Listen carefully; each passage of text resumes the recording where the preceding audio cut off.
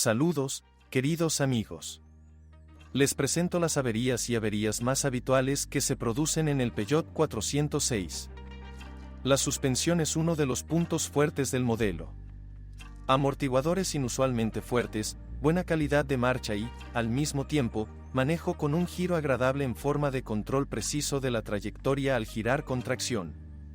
Sorprendentemente, incluso con una suspensión muerta sobre componentes chinos, el automóvil conserva un buen manejo y comodidad. La suspensión delantera es más fiable que la trasera. Los bastidores podrían considerarse eternos si no fuera por los débiles cojinetes de soporte.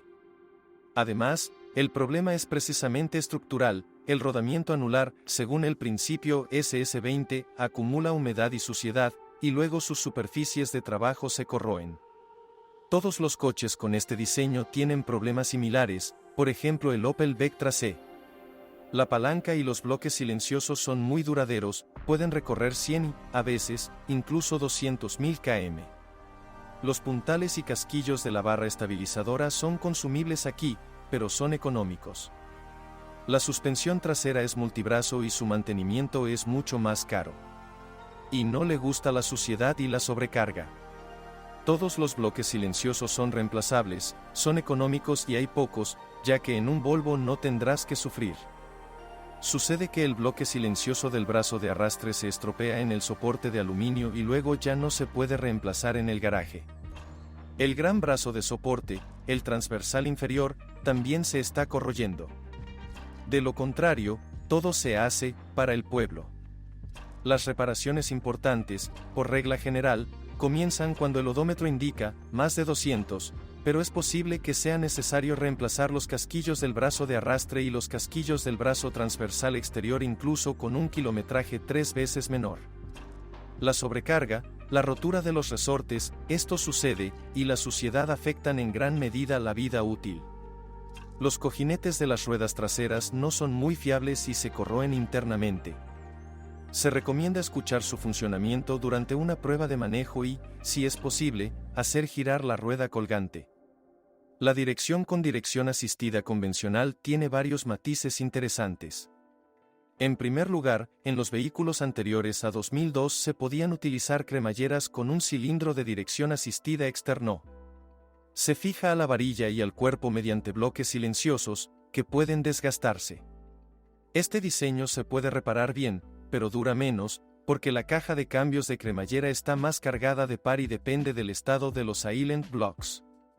Además, la fuerza es desigual debido a la aparición de juego en el accionamiento.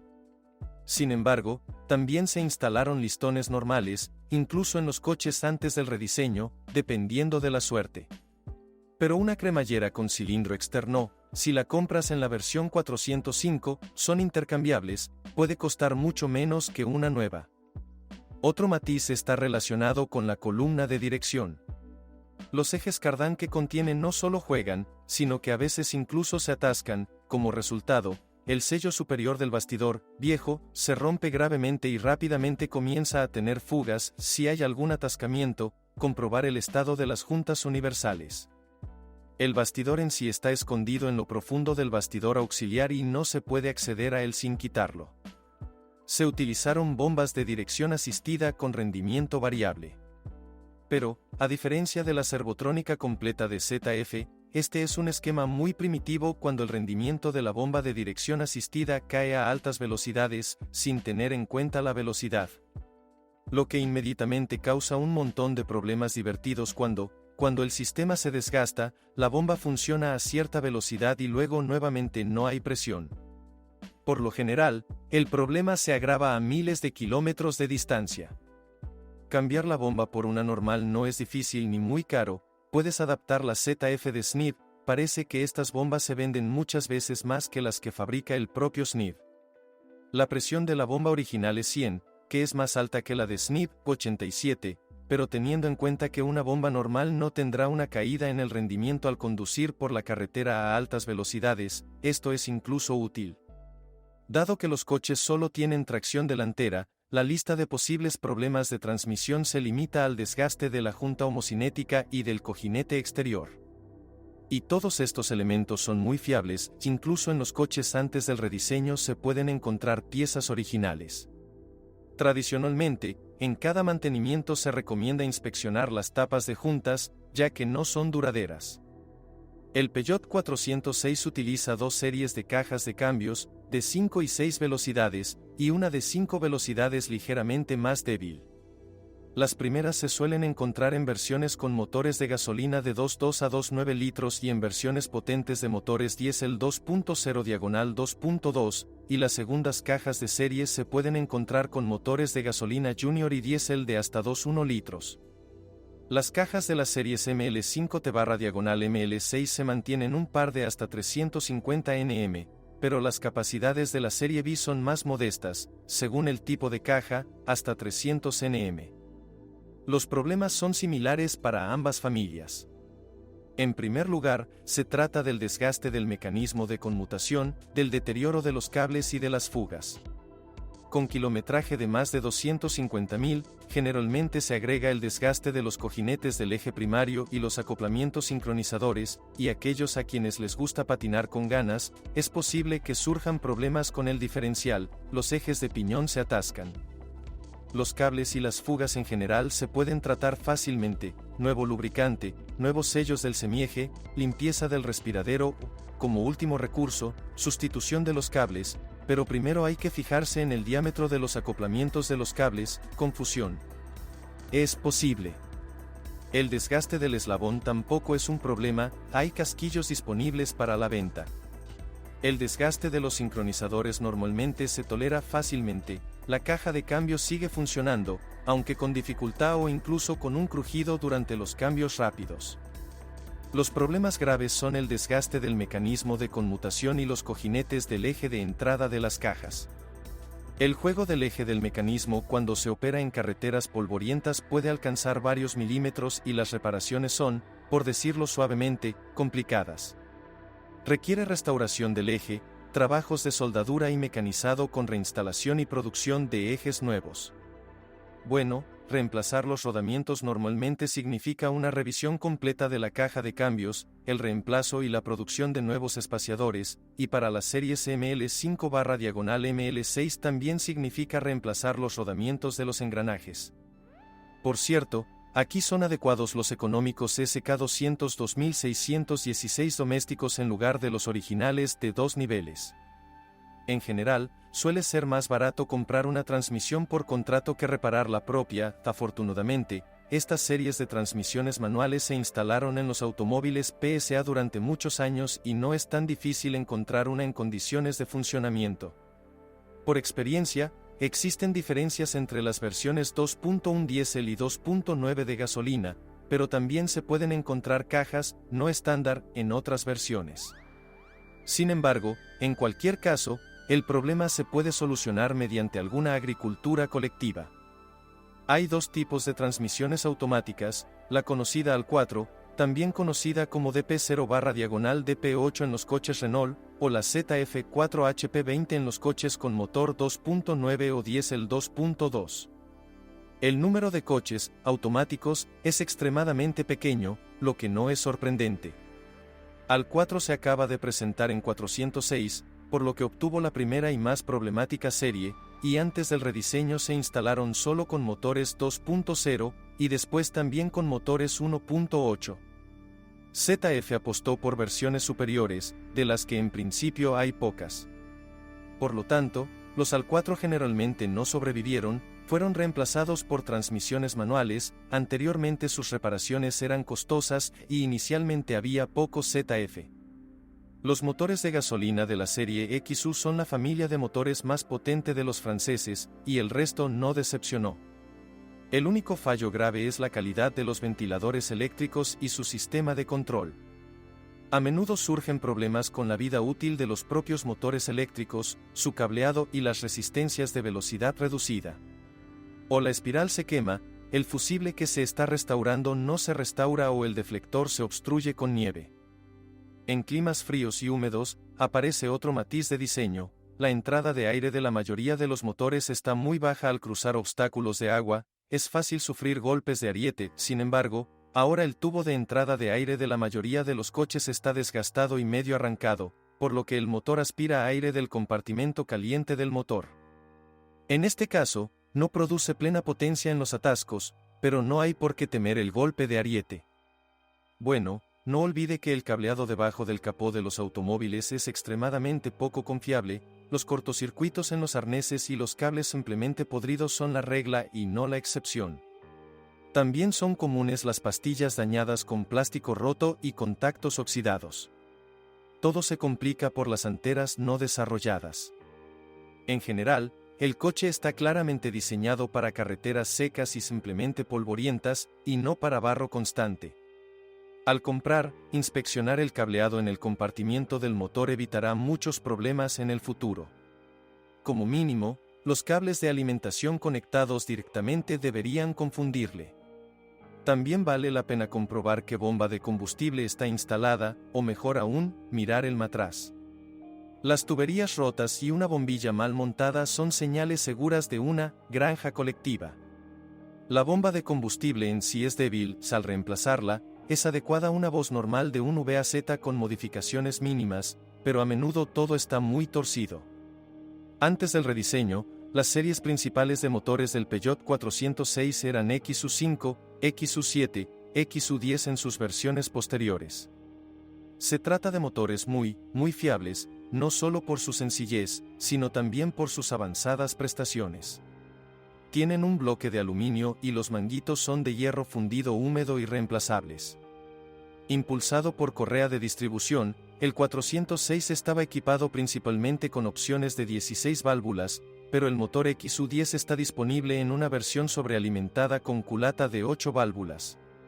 El diseño es bastante sensible a la calidad de construcción, pero tiene una vida útil de más de 500, gracias al revestimiento grueso, buenos pistones, un buen sistema de suministro de energía, una buena bomba de aceite y un diseño que funciona bien. Las desventajas están asociadas principalmente con fugas de aceite, un sistema de ventilación del cárter débil y un acelerador mecánico no muy exitoso. Despresuriza y también tiene un sensor de posición débil y un medidor de flujo. Incluso en la unidad de control SAGEM 7, el canal de control inactivo muy a menudo muere. Es muy difícil destruir el pistón. El motor comienza a consumir aceite si rara vez se cambia el aceite y el filtro de aire, se sobrecalienta, se acelera y, en general, se destruye el automóvil a propósito. Si se les da mantenimiento regular y eficiente, los motores de la serie XU tienen una vida útil increíble. 1.000.000 de kilómetros sin capital es un objetivo muy realista. Por separado, vale la pena señalar que el control de crucero se implementa aquí como una unidad separada, que generalmente muere debido a la humedad en el compartimiento del motor, y los catalizadores a menudo se desmoronan con un kilometraje de más de 300. Y en general, el escape de Peugeot no es muy fiable, después de 10 años empieza a desmoronarse en las bridas, pero la reparación no es demasiado cara. Los motores de la nueva serie EW también son motores fiables y robustos, con un bloque de aluminio y revestimientos de hierro fundido en seco. El recurso, por supuesto, es menor que el del XU, debido al pistón liviano y aros de pistón más delgados, la presencia de EGR y un sistema de aire secundario. Hay posibilidades de llegar a la capital por 500.000, pero no son muy grandes, porque el motor es mucho más sensible al sobrecalentamiento y a los intervalos prolongados de cambio de aceite. La mayoría de los automóviles, cuyo estilo de operación y mantenimiento está lejos de ser ideal, desarrollan apetito por el petróleo después de 250.000 kilómetros. La reparación se complica por el hecho de que no existen tamaños de reparación estándar para pistones, aunque la necesidad de invención es astuta. Para el motor EW7 de 1.8 litros más popular, los pistones del Focus de segunda generación son adecuados. Afortunadamente, en la mayoría de los casos no es necesario reemplazar los pistones, el problema se resuelve reemplazando solo los anillos del pistón, ya que el desgaste de la camisa y del pistón es mínimo y el aceite se pierde debido a la coquización. En los casos más exitosos, puede prescindir del desmontaje, solo descarbonización química. El sistema de ventilación del cárter es un completo dolor de cabeza. Se diferencian no solo entre EW7 y EW12, sino también entre motores del mismo tipo, pero de distintos años de fabricación. Sus componentes, como las mangueras de plástico corrugado y el separador de aceite, serán diferentes e incompatibles. Y al mismo tiempo, requieren un reemplazo regular, las boquillas del separador de aceite se rompen, las mangueras se agrietan y las conexiones de liberación rápida sueltas causan fugas. Todo esto no es barato, por lo que no es de extrañar que el cultivo colectivo de ventilación del cárter en el 406 no sea infrecuente. Se pueden decir muchas cosas buenas sobre los motores V6 de 2,9 litros de la serie S9, que a los franceses les gusta denominar 3.0. Se trata de un motor más caprichoso y problemático de mantener, en comparación con los 4 en línea, pero con un buen recurso. El problema es el diseño, las filtraciones y las soluciones técnicas inusuales. Además de lo dicho en otros materiales sobre este motor, observo que las correas de distribución de los coches anteriores al restyling no tienen reguladores de fase y son algo más económicas que las posteriores al restyling. Es necesario controlar la lubricación de la correa. El sello de aceite del cigüeñal delantero resultó ser bastante débil y, si hay problemas con la ventilación, gotea con mucha fuerza. El ralentí irregular es causado por el medidor de flujo de aire y las fugas. Las vibraciones y los problemas de encendido surgen debido a la triple bobina y las bujías en el Priest y a las bobinas individuales en el restyling. Con menos frecuencia, debido al acelerador y al vacío del control de crucero. También podemos mencionar inyectores extraños y costosos, una bomba previa al rediseño y un termostato caprichoso. Y también los engranajes de sincronización divididos en los motores antes del rediseño. En Rusia, los motores diésel 406 son impopulares, lo que no se puede decir de Bielorrusia. Los motores diésel de la serie XUD antes del rediseño y DW después se encuentran entre los motores diésel de pasajeros de mayor éxito. Por supuesto, están lejos del N47/B47 de BMW, muy posterior, en términos de tracción y consumo, pero para su época eran soluciones exitosas. Los motores XUD9SD/XUD9T y XUD11BTE son una familia de motores diésel de precámara, conocidos desde los años 80, introducidos en el predecesor del 406, el Peugeot 405, con bomba de inyección mecánica y avance de inyección por vacío. El 406 está equipado con una bomba de inyección de combustible con control hidráulico eléctrico del ángulo de inyección avanzado VOS-B, que es bastante resistente y económico de mantener. El principal problema de este motor, además del tiempo y el kilometraje, es la corrosión de la culata, el aflojamiento de las precámaras, las roturas de las juntas de la culata y las grietas en la camisa de refrigeración. Ajustar las holguras de las válvulas es relativamente común y problemático. Tiene un grupo de pistones muy resistente, un equipamiento de combustible sencillo, una turbina sencilla y, por tanto, una vida útil muy buena. Además, las versiones diésel sobrealimentadas duran más que las SD atmosféricas, porque hay que girarlas mucho menos. A modo de comparación, el 1.9 turboalimentado tiene un par máximo de 200 Nm, el 2.1 tiene 250 Nm y el 1.9 atmosférico tiene solo 120. De los problemas específicos del 406, cabe destacar las frecuentes averías del filtro de combustible. El diseño no tiene éxito, y las versiones con calefacción también son muy caras, y el motor es muy exigente con el funcionamiento del sistema de refrigeración, ya que la culata está alta. Una disminución en el nivel de anticongelante en la primera carga prolongada se manifiesta como una rotura de la junta. Los motores de la familia DW son en muchos aspectos más fiables que sus predecesores y, en general, causan menos problemas. Ya existen compensadores hidráulicos en el accionamiento de las válvulas, pero lo principal es el sistema de alimentación con monorail con inyección directa, lo que significa un control mucho más preciso del suministro y una eficiencia muy alta con cualquier carga. Esto significa no solo una respuesta rápida al pedal del acelerador, sino también la presencia de opciones con un alto grado de impulso. Las versiones de 90 a 110 caballos de fuerza del DW10 tienen una vida útil fantástica. Afortunadamente, el equipo de combustible de VOS es muy confiable y si el motor no se sobrecalienta y el aceite y los filtros se cambian a tiempo, las posibilidades de avería son mínimas. Incluso si la correa de distribución se rompe, las válvulas no se doblarán. Todavía hay muchos problemas cuando se rompe la correa, principalmente porque rompe los balancines y levanta el árbol de levas.